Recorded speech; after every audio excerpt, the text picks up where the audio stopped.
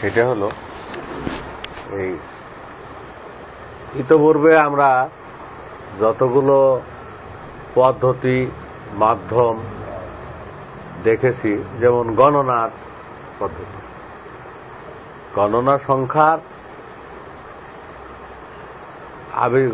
আবিষ্কারের নিয়মাবলী এক এক অঞ্চলে এক এক রকম ছিল। এইটা 45-এর আগ পর্যন্ত, 1945-এর আগ পর্যন্ত পৃথিবীতে অনেক ধরনের গণনা পদ্ধতি ছিল।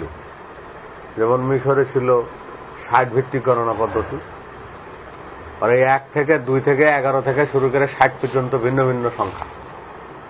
60-এর পরে আবার ঢুকছে একই, যেমন আমরা 10-এর পরে ঢুকি 11-তে, 1-1। ওরা 60 পর্যন্ত যায়, 61 থেকে কিন্তু ঢুকছে নতুন, মানে রূপকে 60 পর্যন্ত মৌলিক সংখ্যা। কথা বুঝো? ওরাই এই 60 সেকেন্ডে 1 মিনিট, 60 মিনিটে 1 ঘন্টা, এই সময় নির্ধারণ পদ্ধতির উদ্ভাবক। যেহেতু ওদের গণনা 60 ভিত্তিক, ওরা কৌশেও 60 ভিত্তিক।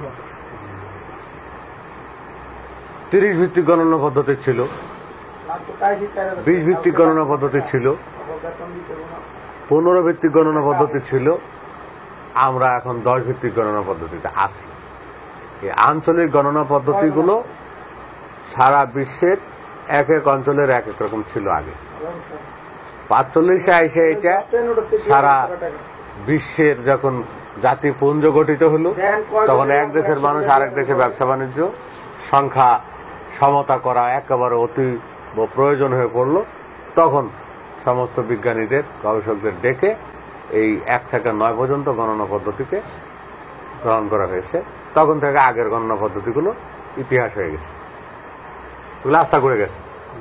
এইটা রানি যখন সারা পৃথিবীতে এতগুলো রাষ্ট্র, এতগুলো গণনা, মহাকাশ গবেষণা, আলোর গতি, শব্দের গতি, হ্যাঁ, সহ যতগুলো আছে সবগুলো কিন্তু 1 থেকে 9টা সংখ্যা দ্বারা চলে, এর বাইরে কিন্তু না। 1 থেকে 9টা সংখ্যা দ্বারা যদি সারা বিশ্ব চলে, চালানো সম্ভব হয়, তাহলে বেজ 1 থেকে 9 এগুলো একটা গণনা পদ্ধতির বেজ, গণনা পদ্ধতির বেজ। এরপরে আসলো ভাষা। এখন পর্যন্ত আমাদের কাছে যে তথ্য আছে, এই তথ্য অনুযায়ী পৃথিবীতে ভাষা আছে 6,995টি।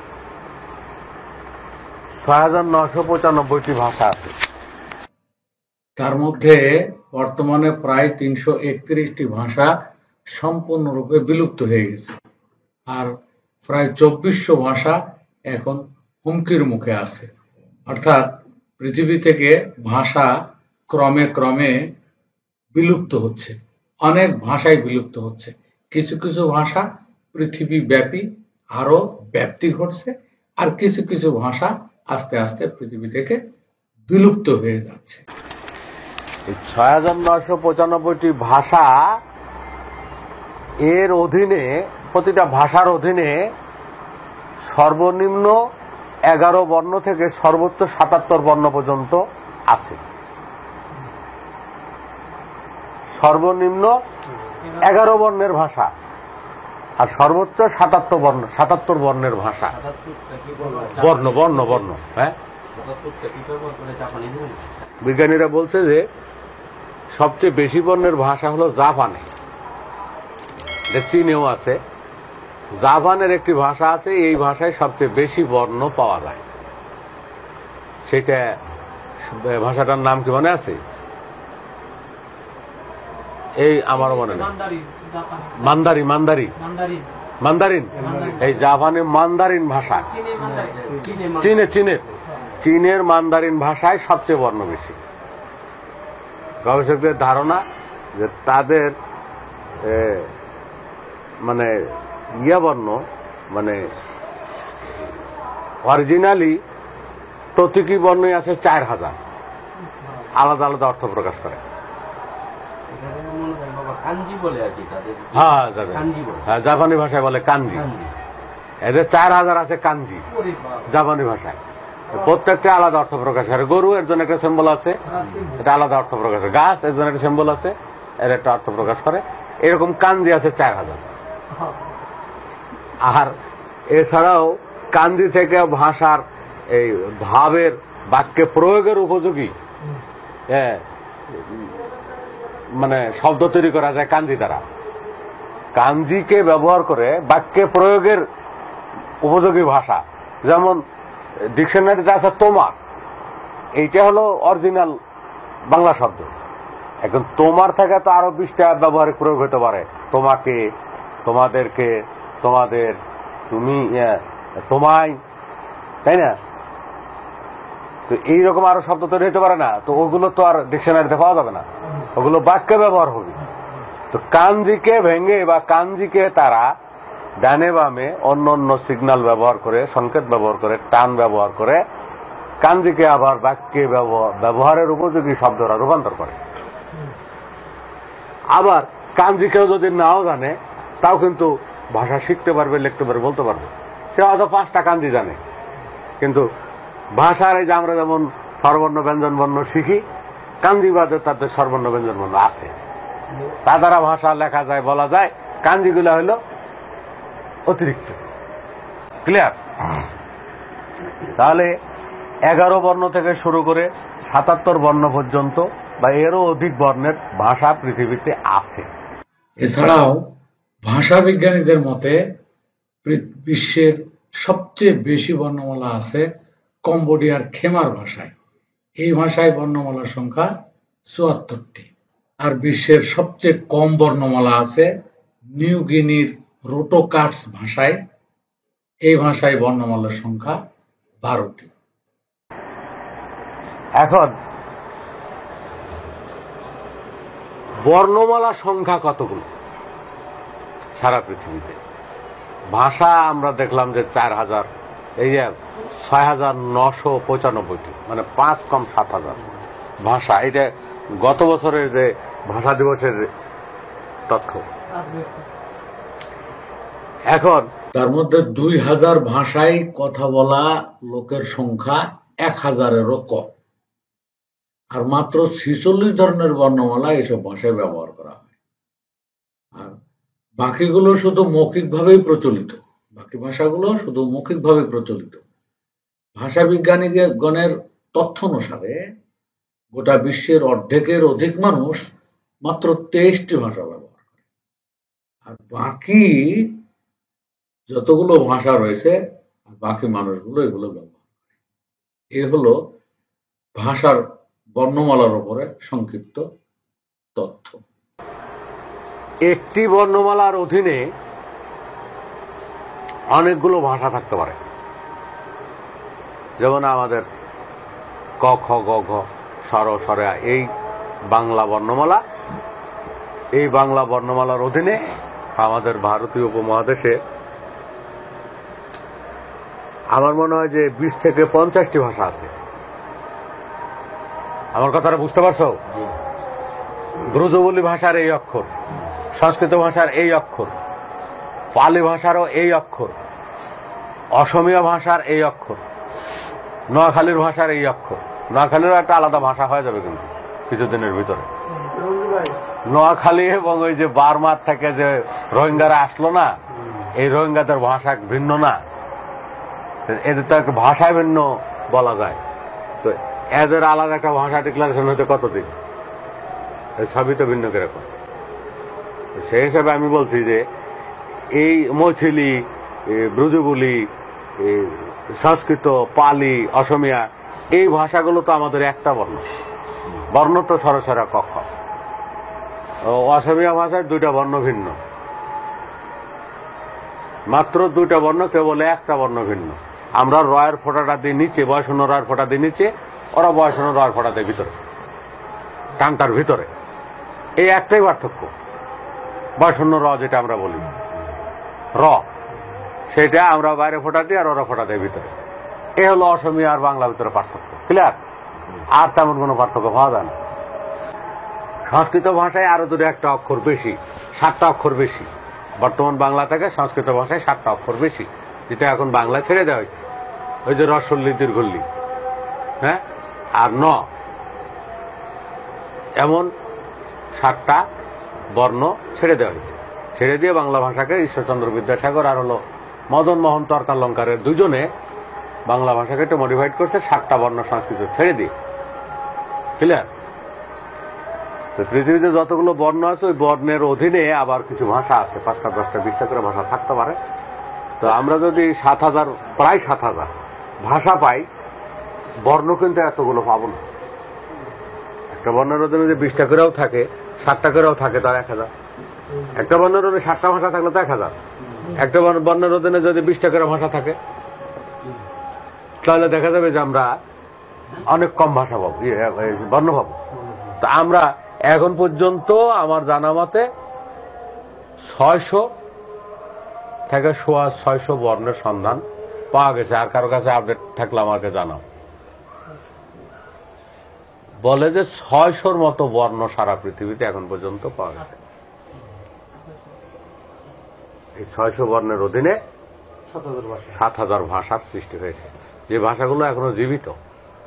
মারা গেছে অনেক ভাষা, যে ভাষাগুলো মারা গেছে এগুলো তো এখন আর কাউন্ট করা হয় না, বুঝা গেছে? যেমন সংস্কৃত ভাষা মারা গেছে, হ্যাঁ, মৈথিলি ভাষা মারা গেছে, ব্রজবুলি ভাষা মারা গেছে, এটা আমাদের অঞ্চলেরই ভাষা, এগুলো আর নেই।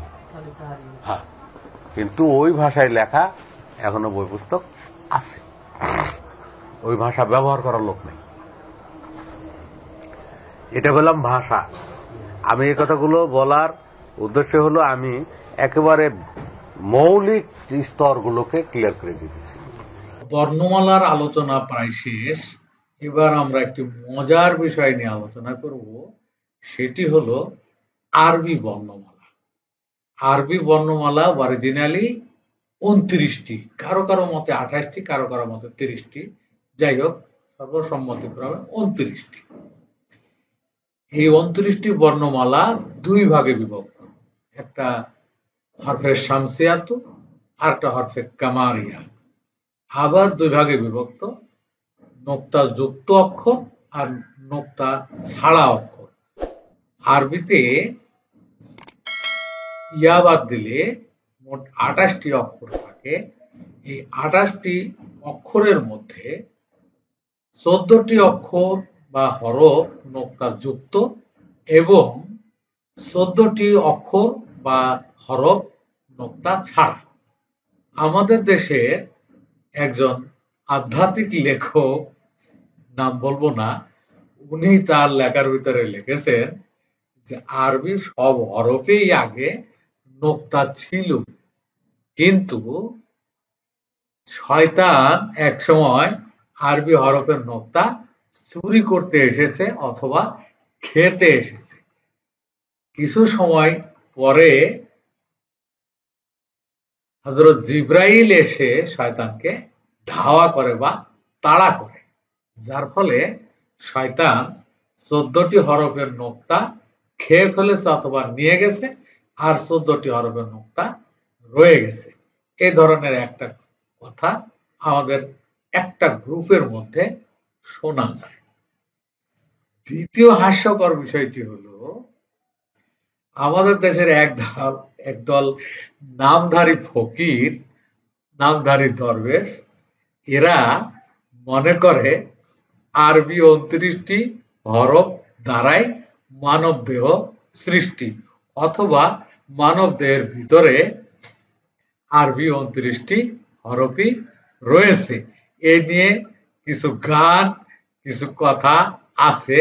এর উপরে একটা ছোট্ট 2 পাতা বা 4 পাতার বইও 200 বছর আগে থেকে 50 বছর পর্যন্ত বাজারে পাওয়া যেত। বইটার নাম ছিল ফকির বিলাস। ওই বইটার মধ্যে এই মানব দেহ কোন জায়গায় কোন হরফ আছে এগুলো আলোচনা করা হয়েছে। লালনের মহাত্মা লালন সাইজির একটি গানের মধ্যেও এই ধরনের হরফ, মানব দেহের কোন জায়গায় কোন হরফ রয়েছে এর উপরে একটি গান আছে।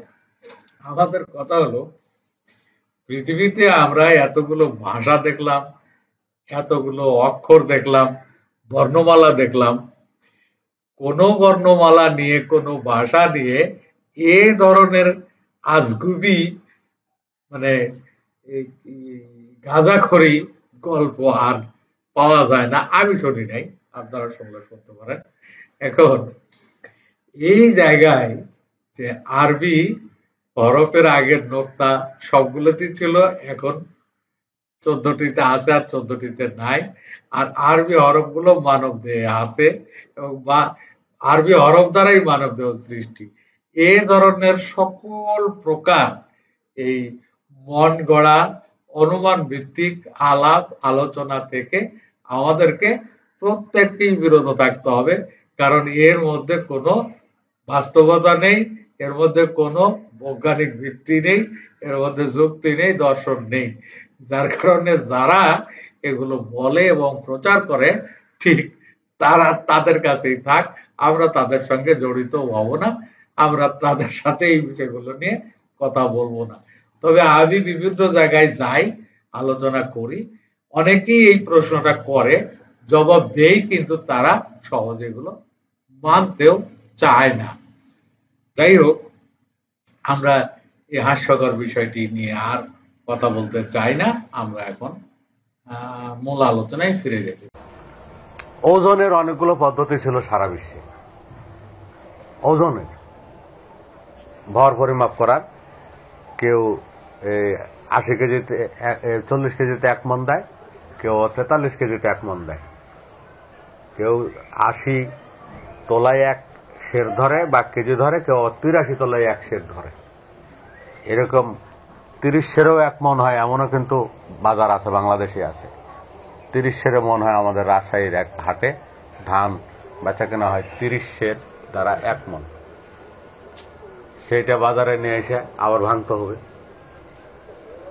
আবার কোল্ড স্টোর, যেটা কোল্ড স্টোরে 80 কেজিতে 1 বস্তা ধরা হয়, 90 কেজিতে 1 বস্তা ধরা হয়, 100 কেজিতে 1 বস্তা ধরা হয়। এই যে মাপের ভিন্নতা,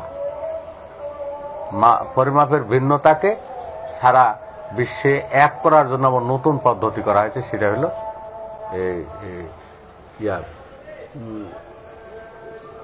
কি, এটার পদ্ধতির নাম হলো সিজিএস, এমকেএস আর হলো এফপিএস, ফুট পাউন্ড মেট্রিক পদ্ধতিটা কি বলে? গ্রাম, কিলো, গ্রাম, হ্যাঁ,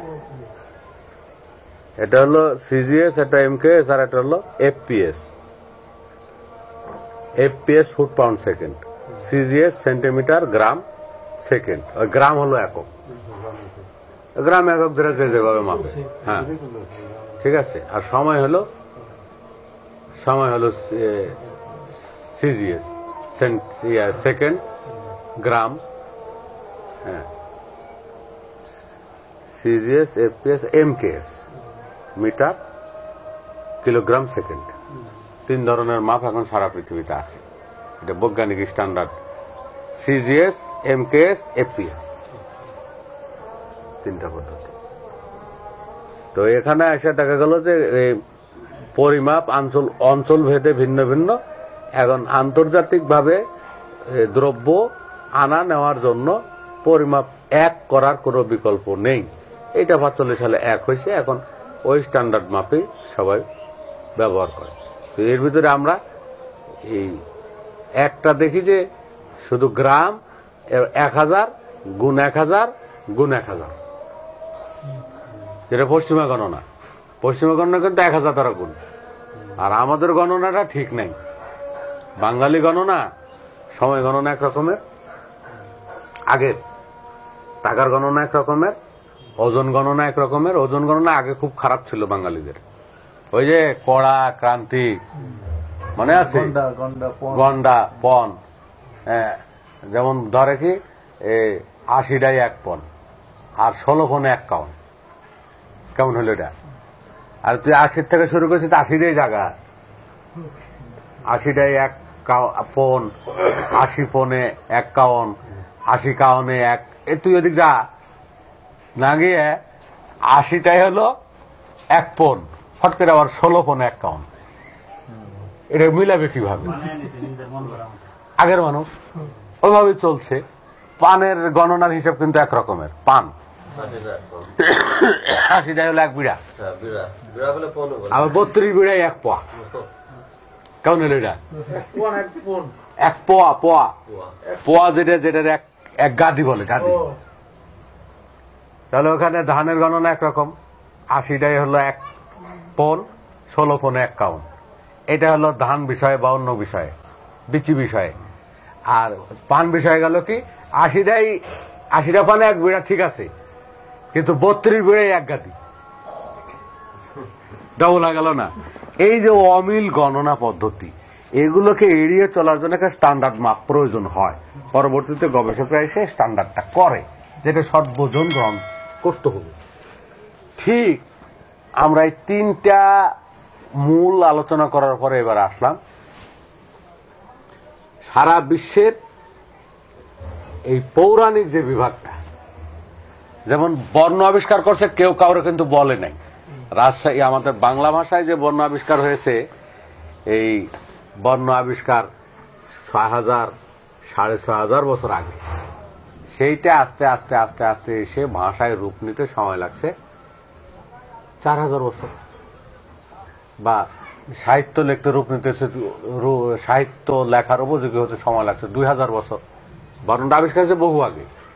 তখন ওরা নিজেরা মুখে মুখে ব্যবহার করতো, হ্যাঁ, ভাব আদান প্রদান করতো। তারপরে সাহিত্য তৈরি করে সেইটাকে মানুষের কাছে পৌঁছানো, প্রচার করা, এতে সময় 2000 বছর লাগছে। তা আমরা দেখি যে 4000 বছর আগে থেকেই লেখার ধারা আমাদের বাংলা, আমাদের এই ভারত উপমহাদেশের প্রচলন। তদ্রূপ এখন যে মিশরের গিলগামেশ, সেটাও 4000 বছর আগে লেখা।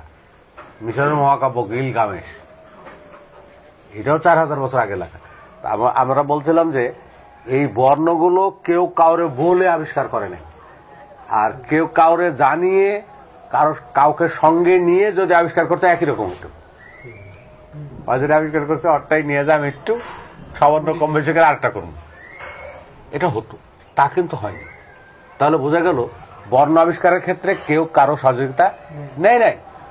এই যে অ্যাজটেক, আমেরিকার যে অ্যাজটেক সভ্যতা, আমেরিকান যে মায়ান সভ্যতা, তারা কি ভারতের ঋষিদের সাহায্য নিয়েছে? তারা বর্ণ আবিষ্কার করছে, তারা তাদের মতো গণনা আবিষ্কার করছে। কি ক্লিয়ার? ভাষা আবিষ্কার করতে যায়, এই নাম রাখছে, এই 4 পাও যুক্ত একটি জন্তু, ঘাস খায়, একটু বড়, যেমন তেমন ওজন হয়, এই জন্তুটার নাম রাখছে গরু। আমেরিকানরা এই জন্তুটার নাম রাখছে কাউ। একই অরে বইলে রাখছে নাকি? ওই ওর মতো করে আর প্রকৃতির জীবজন্তুর নাম রাখছে, প্রকৃতির সব দ্রব্যের নাম রাখছে, এই আর মতো করে রাখছে। এখন না যোগাযোগ হওয়ার পর আমরা দেখলাম যে এইটাকে কাউ বলা হয়। ক্লিয়ার? জাপানে তার কাউ বলে না, তারাও তো এর নাম রাখছে। এটা যেমন কেউ কাউরে বলে নাই, ভাষা আবিষ্কার করতে কেউ কাউরে বলে নাই, গাণিতিক সংখ্যা আবিষ্কার করার ক্ষেত্রে কেউ কাউরে বলে নাই, সাহায্য নেয় নাই, তারপরে ওজন আবিষ্কার করতে কেউ কাউরে বলে নাই, কারো কাছ থেকে কেউ শেখে নাই। তেমন পৌরাণিক বিশ্বে এসে আমরা দেখি পৌরাণিক পরিভাষাটা আবিষ্কার করতে গিয়ে কেউ কারো সাহায্য নেয় নাই, কেউ কাউরে বলে নাই। ওরা ওদের মতো করে লিখছে, এরা এদের মতো করে লিখছে। কোনো কোনো জায়গায় এটা পাসিং হয়েছে বা কোনো কোনো জায়গায় এটা ট্রান্সফার হয়েছে, এটা সময়ের ব্যবধানে 1000-2000 বছরের, সেইটা অনুবাদী হয়ে যাবে বা একটা অনুকরণ হয়ে যাবে, ইউনিক। আমি তো আগে 2টো বলয় কল্পনা করছিলাম, একটা হলো আরবীয় বলয় আর একটা হলো আমাদের এই ভারত বলয়, ভারতীয় উপমহাদেশ, আর হলো অ্যারাবিয়ান পেনিনসুলা বা আরবীয় উপদ্বীপ। এই 2টা জায়গায় এই পৌরাণিক কেসা কাহিনী বা গল্প কাহিনীর উদ্ভব, এটা আমি আগে মনে করতাম। পরবর্তীতে সারা বিশ্বের বিভিন্ন অঞ্চলে যে এই পুরাণ আবিষ্কার হয়েছে, চর্চা হয়েছে, তা আমরা জানতে পারছি। যখন আমাদের সেই সীমানা অল্প ছিল তখন অল্প জানছি, যখন আমাদের সীমানা বেড়ে গেছে তখন আমরা আরো বেশি জানছি। এই পুরাণ আবিষ্কারের ক্ষেত্রে এই পৌরাণিক কাহিনী, পৌরাণিক পরিভাষা, পৌরাণিক চরিত্র, পৌরাণিক ঈশ্বর, পৌরাণিক দেবতা, পৌরাণিক মানব, পৌরাণিক গাছ, পৌরাণিক জন্তু আবিষ্কারের ক্ষেত্রে একটা জিনিস ব্যতিক্রম হয়েছে। আমি আগে যা বলছি, ওই আবিষ্কারগুলোর চেয়ে এই আবিষ্কারের একটা ব্যতিক্রম হয়েছে। ওই আবিষ্কারগুলো যার যার স্থানীয় ছিল এবং যে যেভাবে পারছে সে সেভাবে আবিষ্কার করছে। আদারওয়াইজ পৌরাণিক কোনো কিছু আবিষ্কার করতে গিয়ে মানুষ কিন্তু মানব দেহটাকে আগে লক্ষ্য করছে। মানব দেহের কোথায় কি আছে, কার নাম কিভাবে নামকরণ করা যায়, এইটা আমার একটা লেখা আছে, দেহের অঙ্গ প্রত্যঙ্গের নামকরণ। এটা তৃতীয় খণ্ডটা প্রকাশ হলো না। এই দ্বিতীয় খণ্ডটা তো আমরা পড়ছি মন জ্ঞান আত্মা, তৃতীয় খণ্ডটা এখনো কেউই আমরা পড়ি নাই। শাকিল পড়ছে, আর মনে হয় বাদাম দেখছে, এছাড়া তো আর অনেকেই পড়ে নাই। সেখানে আমরা এই অঙ্গ প্রত্যঙ্গের নামকরণের বিষয়টা আমরা লিখছি। তো আমাদের কথা হলো পৌরাণিক কাহিনী, পৌরাণিক চরিত্র, এই পৌরাণিক ঈশ্বর, এইগুলোর নামকরণ, তাদের কাহিনী নির্মাণে নির্মাতারা একটা জিনিস ফলো করছে, সেটা হলো মানব দেহ। আর ওগুলো ভাষার ক্ষেত্রে কিছু ফলো করা হয়নি, ওজনের ক্ষেত্রে কিছু ফলো করা হয়নি, গাণিতিক সংখ্যার ক্ষেত্রেও মানব দেহ ফলো করা হয়েছে। এখানে এসে একেবারে 100% মানব দেহকে অনুকরণ করা হয়েছে। মানব দেহেরই বিভিন্ন অঙ্গ প্রত্যঙ্গ নিয়ে পৌরাণিক বিশ্বটা নির্মাণ করা হয়েছে। এটা হলো একটা পার্থক্য। এখন এই পৌরাণিক বিশ্বের আমরা ওই রকম মূলের দিকে যাব। মূলের দিকে এলে এখন পর্যন্ত আমরা 40টি মূলক সংখ্যা আর 99টি মূলক পরিভাষা, মূলক সত্তা, এই 139টি মূল পৌরাণিক বিশ্বে পেলাম। এই 139টি মূল দ্বারা টোটাল মানে মিথোলজিক্যাল ওয়ার্ল্ড নির্মাণ, পৌরাণিক বিশ্বটা সৃষ্টি বা পৌরাণিক বিশ্বটার নির্মাণ এই 139টি মূল। এই 139টি মূল প্রত্যেককে যে কোনো ভাবে যে কোনো মূল্যে স্মরণ রাখতে হবে, মনে রাখতে হবে। এরপরে আর রূপক যে বিভাগটা, এটা কারো মনে রাখা সম্ভব না, এটা তথ্য আকারে, নথি আকারে, বই আকারে কাছে রাখতে হবে। কিন্তু মূল যে রেডিক্যাল নাম্বারটা 40টা, এটা তো মনে রাখা সম্ভব। এই যে বড় কিছু হাফেজরা পুরো কোরআন মুখস্থ রাখতেছে না, আর আমাদের এখানে 99টা মূলক। এই 99টা মূলকের ভিতরে 10টা মূলক হলো অশ্লীল বা অশালীন। সেটাকে আমরা ফার্স্ট কনভার্সন দ্বারা শালীনে নিয়ে আসছি। এটাকে জানতে হবে যে কোন 10টা অশালীন, সেটাকে কি কনভার্সন দ্বারা আমরা নিয়ে আসলাম, নিয়ে সেই টেবিলে পাতন করলাম। টেবিলটা পাতনের নিয়ম আগে এখানে আমরা টিকা আকারে দিয়ে রাখছি। টেবিল পাতনের আগে 10টা অশালীন মূলক সত্তাকে পরিবর্তন করে শালীন মূলক সত্তায় রূপান্তর করছি। এরপরে টেবিলে আমরা এটাকে স্থাপন করছি। আর এটার বেলা তা নাই। এই 139টা মূল নিয়ে আমাদের এখন থেকে ভবিষ্যতে সব আলোচনা হবে। এখান থেকে রূপক কিভাবে তৈরি করা যায়, যেমন এই মাত্র 40টা মূলক সংখ্যা দ্বারা, এটা দ্বারা খ্রিস্টাব্দ কিভাবে রূপান্তর করব, এটা দ্বারা সময় কিভাবে নির্ধারণ করব, এটা দ্বারা ওজন কিভাবে লিখব, এই 40টা দ্বারাই সময় লিখবো, ওজন লিখবো, সাল লিখবো, দেবতার সংখ্যা লিখবো, যুদ্ধের সংখ্যা লিখবো, সৈন্যের সংখ্যা লিখবো, সব এখান থেকে ক্লিয়ার। আর আমাদের এই 99টা মূলক দ্বারা রাজা তৈরি করব, রানী তৈরি করব, নায়ক তৈরি করব, নায়িকা তৈরি করবো, সব এখান থেকে। কি এই কিবরিয়া বুঝতে পারছো? এই মূল 139টা বিষয়ের আলোচনা আমাদের প্রত্যেককে জানতে হবে, বুঝতে হবে। এটাই ছিল আমাদের প্রাথমিক আলোচনা। বর্ণ ও ভাষা সম্পর্কে আমরা সংক্ষিপ্ত আলোচনা করেছি। এবার আমরা গণনা সম্পর্কে একটু আলোচনা করতে চাই।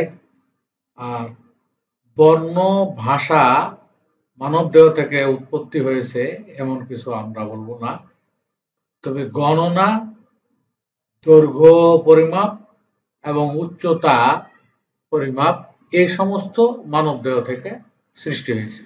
বিভিন্ন অঙ্গ প্রত্যঙ্গকে বেশ ধরে এই সমস্ত পদ্ধতিগুলোর উদ্ভাবন করা হয়েছে।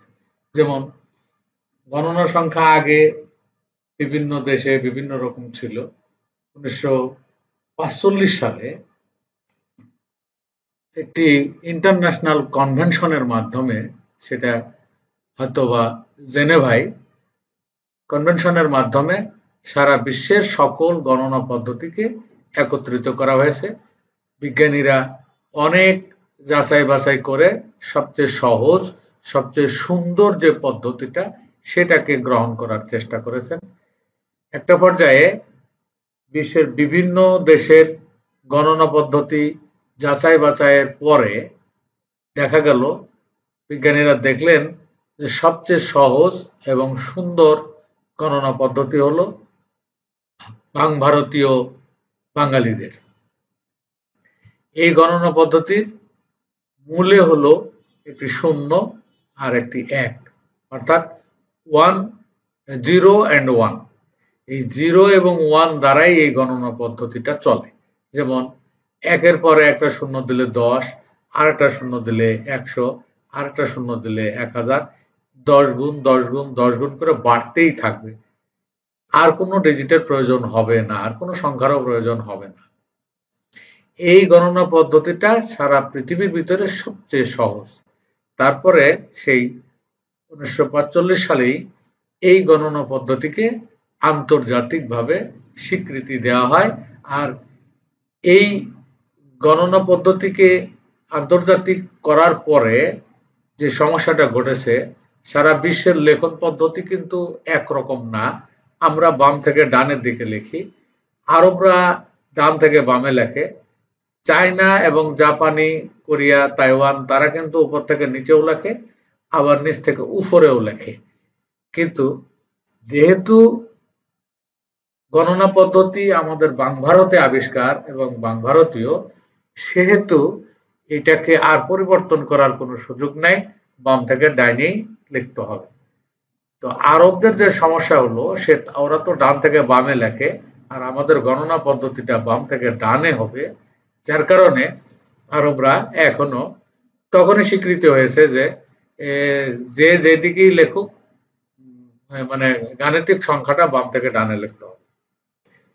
তো আরবরা তখন থেকেই শুরু করেছে, এখনো ওরা আরবিতে যাই লেখুক সংখ্যাটা বাম থেকে ডানে লেখে।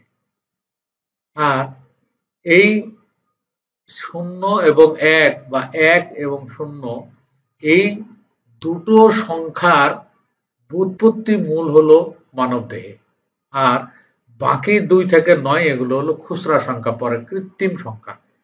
এই কৃত্রিম সংখ্যার ব্যবহার আগে ছিল না, এখন হয়েছে। আগে 1 এবং 0 ব্যবহার হতো। এখন ইতিহাসবিদরা বলছেন যে প্রথম দিকে ধারণা ছিল 0টা ইউরোপে আবিষ্কার। পরবর্তীতে গবেষকরা দেখলেন যে 0টা ইউরোপের না, 0টা মধ্যপ্রাচ্যে আবিষ্কার। পরবর্তীতে গবেষকরা দেখলেন যে না, 0 মধ্যপ্রাচ্যে না, 0 ভারতবর্ষে আবিষ্কার। ভারতবর্ষের গণিতবিদ আর্যভট্ট প্রথম 0কে গণিতে ব্যবহারের নীতিমালা প্রণয়ন করেন, এবং এই একটা 0 সংখ্যার ডানে একটা 0 বসালে 10 গুণ বাড়বে, এই নীতিমালার প্রণয়ন বা প্রণয়নকারী বা প্রবক্তা হলেন বিজ্ঞানী ও গণিতবিদ আর্যভট্ট। তো এখন মানুষ সবাই জানে যে 0-এর আবিষ্কার আমাদের ভারতবর্ষে, কিন্তু আগের মানুষ জানতো যে 0-এর আবিষ্কার হয় ইউরোপে, নাহলে মধ্যপ্রাচ্যে। যাই হোক, এ হলো এই সাধারণ কথা। এগুলোকে ইতিহাসবিদরা বিভিন্ন ভাবে লেখেন। আমরা বলবো যে দৈর্ঘ্য, ভর এবং উচ্চতা পরিমাপ করতে গেলে গণনা সংখ্যার প্রয়োজন হয়। তো গণনা সংখ্যা আগে যেভাবে করা হতো, গণনা করা হতো, এখন কিন্তু ওইভাবে গণনা করা হয় না। এখন ইলেকট্রনিক ডিভাইস দ্বারা এগুলোকে সহজেই ক্যালকুলেট করা হয়। আগে কিন্তু এভাবে করা হতো না। আগে দৈর্ঘ্য পরিমাপ করা হতো। একটা হাত, যেমন আমাদের এক হাত প্রায় 18 ইঞ্চি 19 ইঞ্চি হয়, আগে হাত এই একক ধরে দৈর্ঘ্য পরিমাপ করা হতো। তারপরে মানুষ দাঁড়িয়ে থেকে হাত উঁচু করলে হাতের আঙ্গুল পর্যন্ত যতটুক উচ্চতা হয় এটাকে এক তাল ধরা হতো, এক তাল ধরে উচ্চতা পরিমাপ করা হতো। এভাবেই মানব মানব মানব দেহের বিভিন্ন অঙ্গ প্রত্যঙ্গের অঙ্গ প্রত্যঙ্গকে একক ধরেই এই দৈর্ঘ্য এবং উচ্চতা পরিমাপ পদ্ধতির সূচনা হয়েছে। এখন দৈর্ঘ্য ও উচ্চতা পরিমাপ পদ্ধতির মূল হলো গণনা সংখ্যা। আর এই গণনা সংখ্যা আমরা একটু আগে বলেছি যে এই গণনা সংখ্যার পৃথিবীতে বিভিন্ন রকম ছিল, তার ভিতরে সবচেয়ে সহজ ছিল বাঙালিদের গণনা 1 and 0। এই 1 and 0 কে স্ট্যান্ডার্ড করে এখন সারা বিশ্বে 1 and 0 ব্যবহার করা হচ্ছে। এখন এটা আমাদের গর্ব করা উচিত যে আমাদের পূর্বপুরুষের, আমাদের বাঙালি বাংলা ভাষার পূর্বে ছিল সংস্কৃত ভাষা, সংস্কৃত বা বাঙালি যোগী ঋষি মনীষীদের আবিষ্কৃত 1 এবং 0 এই সংখ্যা দ্বারা গণনা পদ্ধতি স্ট্যান্ডার্ড হয়েছে এবং সারা বিশ্বে এই পদ্ধতিটা চলছে। তো সারা বিশ্বের যে গাণিতিক সংখ্যাটা মানে 0 থেকে 9 ডিজিট পর্যন্ত, এটা বাঙালিদের অহংকার, বাঙালিদের গৌরব। এখন এই 0 হতে 9 ডিজিট পর্যন্ত যে সংখ্যাগুলো আছে তার মধ্যে 2 থেকে 9 পর্যন্ত সংখ্যা হলো কৃত্রিম, আর 0 এবং 1 হলো আদি এবং প্রকৃত মূল। 1 এবং 0 কিভাবে উদ্ভব হয়েছে? আজ থেকে অনেক বছর পূর্বে, প্রায় আমাদের ইতিহাস আছে 6000 বছরের, তারও পূর্বে,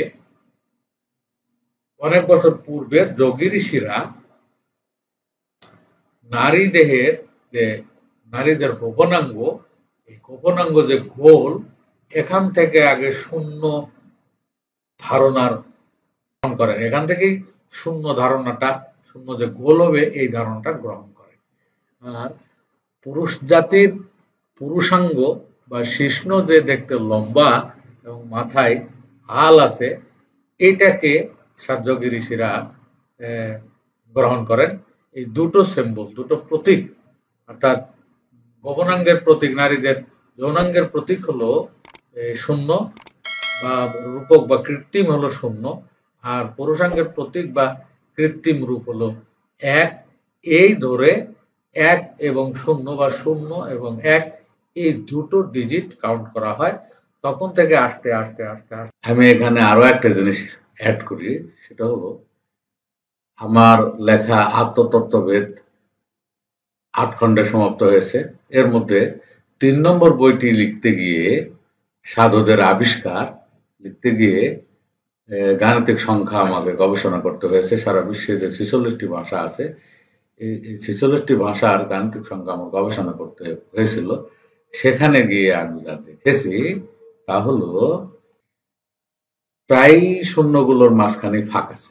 প্রায় ভাষার যে শূন্যটা গ্রহণ করা হয়েছে, গাণিতিক সংখ্যার 0 গ্রহণ করা হয়েছে, এর ভিতরে ফাঁক আছে, অর্থাৎ গোলের মাঝখানে ফাঁক আছে।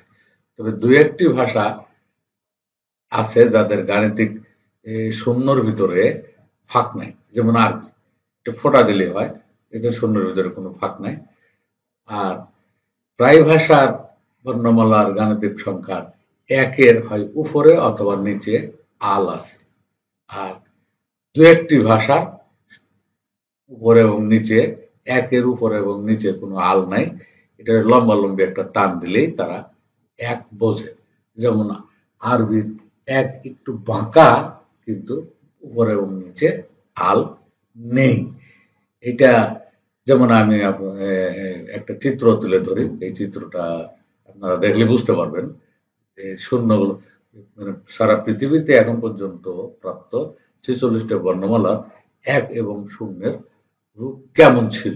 আর্যভট্ট 550 খ্রিস্টপূর্বাব্দ হতে 476 খ্রিস্টপূর্বাব্দ পর্যন্ত গণিতবিদ, ভারতের গণিতবিদ আর্যভট্ট সর্বপ্রথম এই শূন্যকে, আগে শূন্য এই 1 থেকে 9 ডিজিটের ভিতরে ছিল না, মানে গণিতের ভিতরে শূন্য কাউন্ট করা হতো না। পরবর্তীতে গণিতবিদ আর্যভট্ট এই শূন্যকে গণিতেরই বা এই সংখ্যারই অঙ্গীভূত করে দেন। তখন থেকে ডিজিট হয় 10টা শূন্য এবং 1 থেকে 9 10টা ডিজিট। এ দ্বারা সারা বিশ্ব চলছে। তাহলে আমরা পেলাম মানে দৈর্ঘ্যের আদি একক ছিল 1 হাত, উচ্চতার আদি একক ছিল 1 তাল, আর এগুলোর মূল ছিল গণনা সংখ্যার মূল হলো 0 এবং 1, আর 0টা এসছে নারী দেহ থেকে আর 1টা এসছে পুরুষ দেহ থেকে। এই হলো মূল গণনা সংখ্যার বা গণনা বা দৈর্ঘ্য, ভর, উচ্চতা পরিমাপের একক, দেহতাত্ত্বিক একক, দেহতাত্ত্বিক বেসমেন্ট এবং এর গুরুত্ব।